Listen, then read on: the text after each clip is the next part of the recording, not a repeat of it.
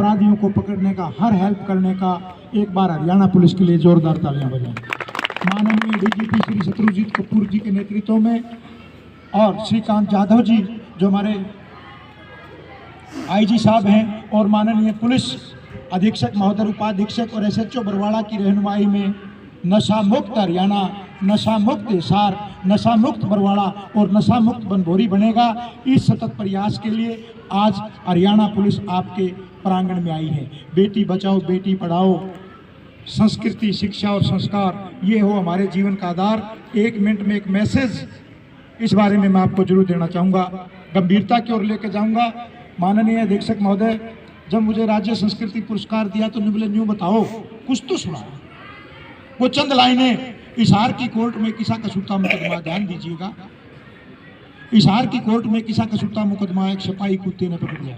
सिपाही बोला, जज साहब ये कुत्ता है, बड़ा कसूता है, बड़ा अन्यायी है, बड़ा कसाई है, इसने एक जन्म में छोरी खाई है। कुत्ता खड़ा खड़ा ससके था उसके मुंह को लाल।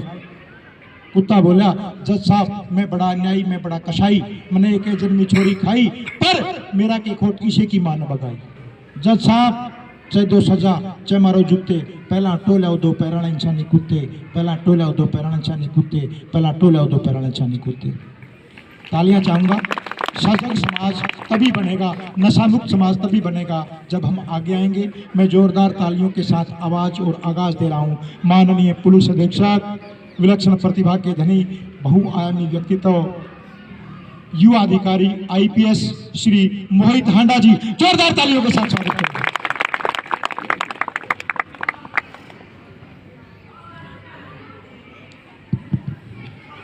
मंच संचालक मास्टर आज़ाद जो अवार्ड विनर हैं, सबसे पहले इनका बहुत बहुत धन्यवाद। यहाँ पर समस्त ग्रामवासी जो आए हैं उन सबका तो स्वागत है ही, और विशेष तौर पे सरपंच महोदया के बारे में जो इन्होंने बताया, मीनाक्षी रानी जी, जो पढ़ी लिखी पंचायतें और पढ़े लिखे जो सरपंच हैं उनमें ये नुमाइंदगी कर रहे हैं, तो उनका नंबरदार बलजीत जी, राजा राम जी प्रतिनिधि ब्लॉक समिति मेंबर, सुखवीर जी समाज सेवी, बलजीत जी प्रधान वाल्मीकि समाज, हेडमास्टर महेंद्र सिंह जी, भीम सिंह जांगड़ा जी, पूनम रानी जी ब्लॉक समिति मेंबर, और जोत सिंह जी सरपंच प्रतिनिधि गांव बनभौरी।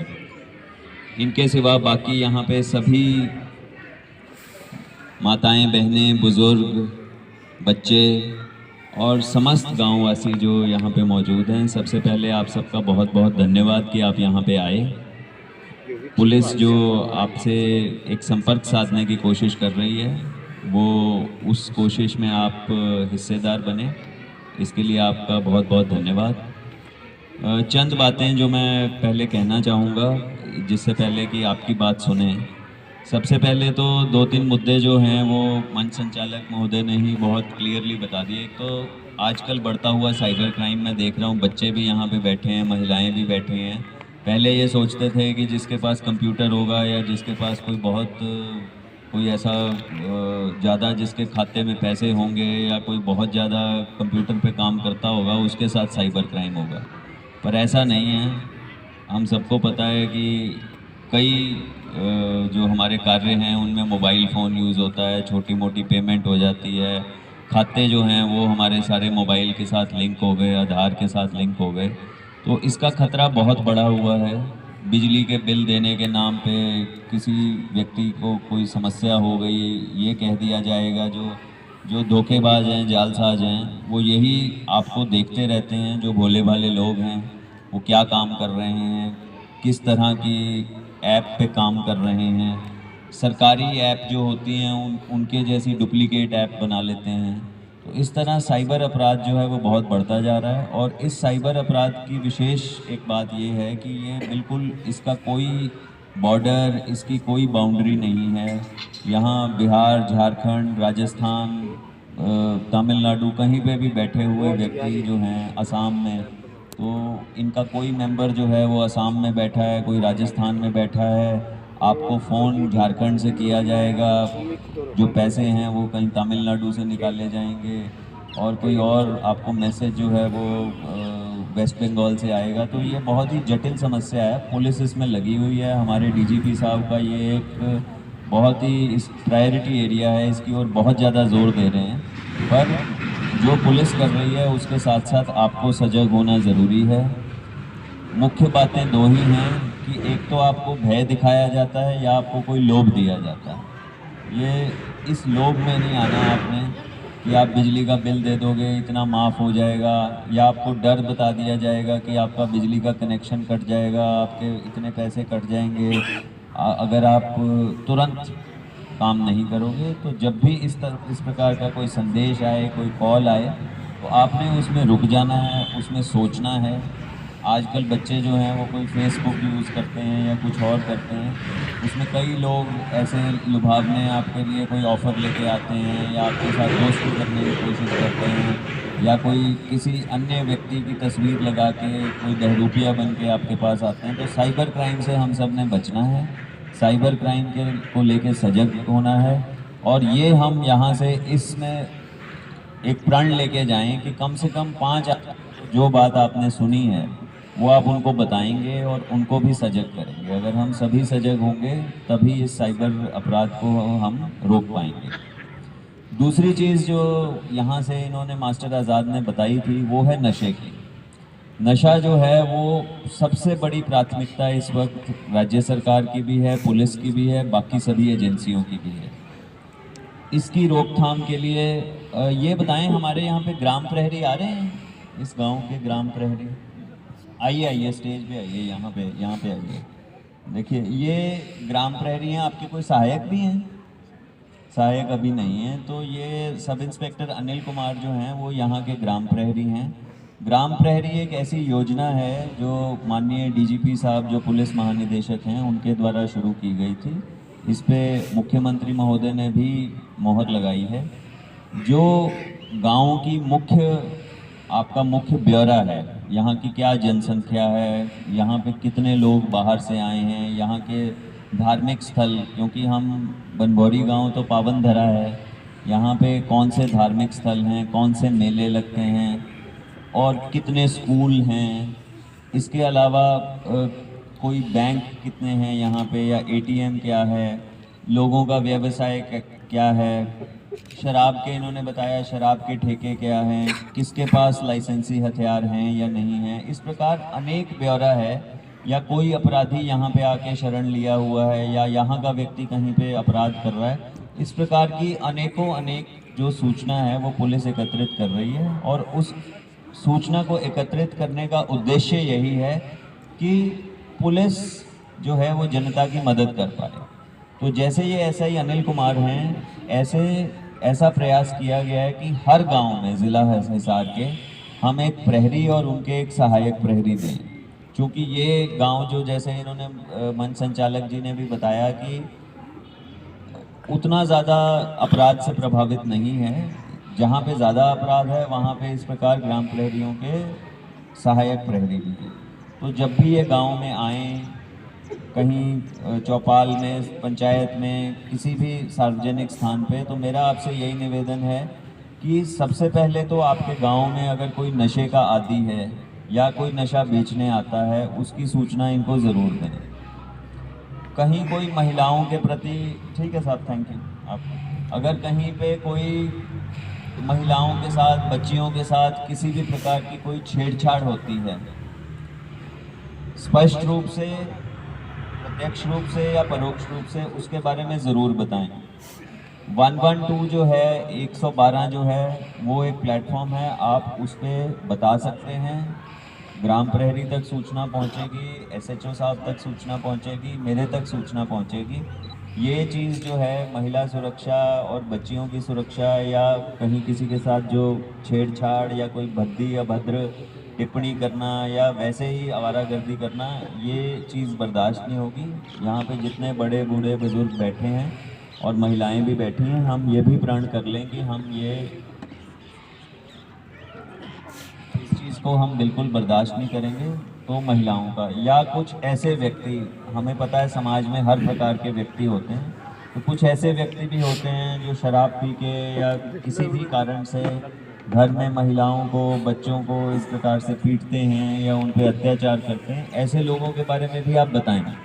क्योंकि ये ग्राम प्रहरी और जो पुलिस है वो इसीलिए है कि आपको, आपकी हम सहायता कर सकें, समाज में कोई कुरीति है उसको भी हम दूर कर सकें। तो ये हमारा जो है वो मुख्य उद्देश्य है।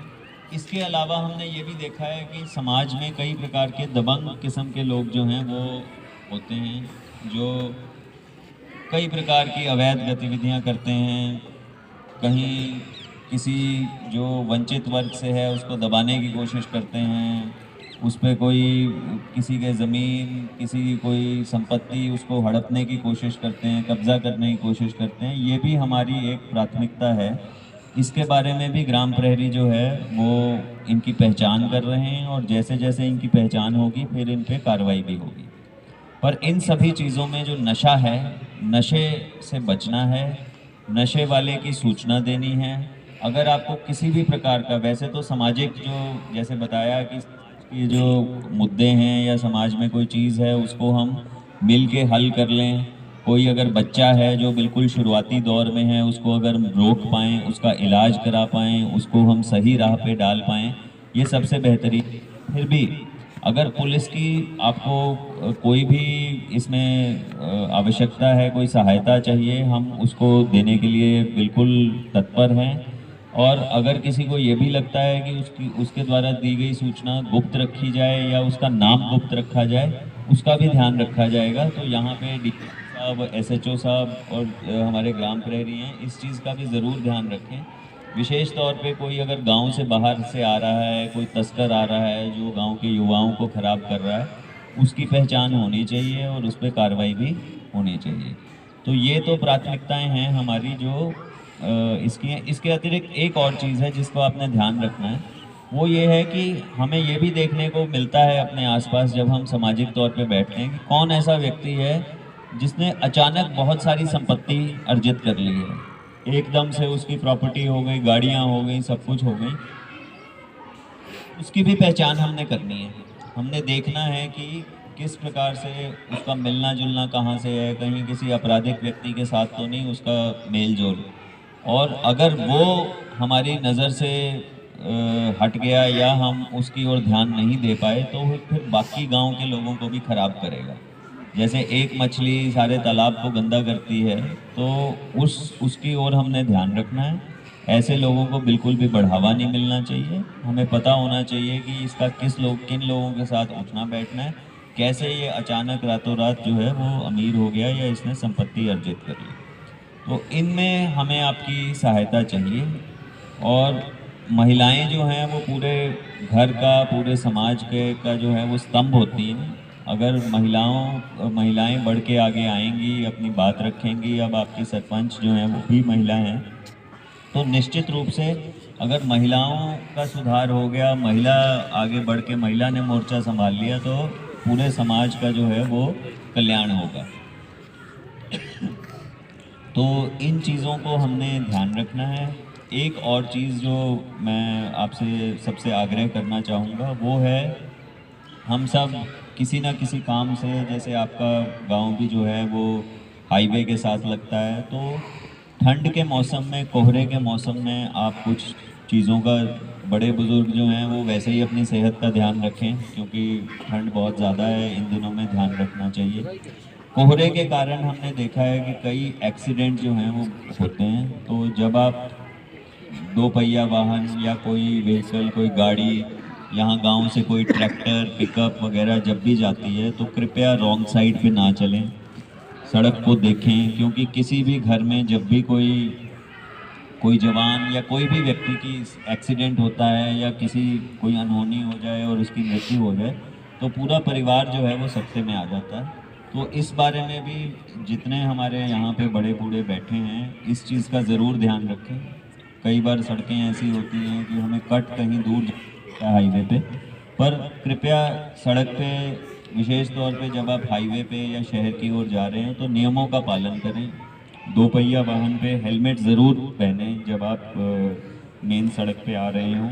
वैसे तो हमें हेलमेट हमेशा ही पहनना चाहिए। जो आपकी ट्रैक्टर ट्रॉली हैं, यहाँ पे ऐसे भी हैं, तो कृपया एक मुहिम चला के आप जो ट्रैक्टर ट्रॉली गांव में हैं उन पे रिफ्लेक्टिव टेप लगाएं ताकि धुंध में वो किसी एक्सीडेंट का शिकार ना हो। तो ट्रैफिक की ओर भी आप विशेष ध्यान रखें, अपनी सेहत, अपने जो अपनी जान माल का वो ध्यान ज़रूर रखें। तो ट्रैफिक, नशा, साइबर अपराध, इन सब की ओर हमने विशेष ध्यान देना है। इसके अतिरिक्त जैसा यहाँ पे मेरे से पहले भी मंच से कहा गया था, कोई भी छोटी मोटी दिक्कतें हैं वो पंचायती स्तर पे अगर आप उन्हें हल कर सकते हैं तो बहुत अच्छी बात है। पुलिस साथ पुलिस भी इसमें यही कोशिश करेगी कि नियम अनुसार कार्रवाई करे। आज मुझे बताया गया है कि आपके गांव में जो है वो विकसित भारत यात्रा जो है वो भी आने वाली है, और में भी आपको पता लगेगा कि सरकार की कई योजनाएं हैं। और जब नशे विशेष कार्यक्रम करेंगे तो ये बताएंगे कि किस प्रकार युवा जो हैं वो नशे से दूर रह के जो भी उनके लाभ की योजनाएं हैं जो सरकार के द्वारा हैं, किसी को कोई लोन चाहिए, कोई छोटे मोटे कारोबार के लिए, खेती के लिए, इसमें सरकार की ओर से अनेक स्कीमें हैं जिनका फ़ायदा उठा सकते हैं। और जो उनके लाभार्थी बने और इन सब चीज़ों से आप दूर रहें। आप सब यहाँ पे आए, जितने भी मोजेज़ लोग यहाँ पे जिनका मैंने नाम लिया, आम और ख़ास, और मंच पे बैठे हुए सभी जो सम्मानित व्यक्ति हैं, आप यहाँ पे आए, आपने अपना समय दिया, आपका बहुत बहुत धन्यवाद। और मैं यही आशा करता हूँ कि पुलिस और जनता का, विशेष तौर पे बनभौरी गांव में जनता का आपस में तालमेल बना रहेगा और हम अपराध मुक्त गांव और नशा मुक्त गांव बन के उभरेंगे। आप सबका बहुत बहुत धन्यवाद। जय हिंद।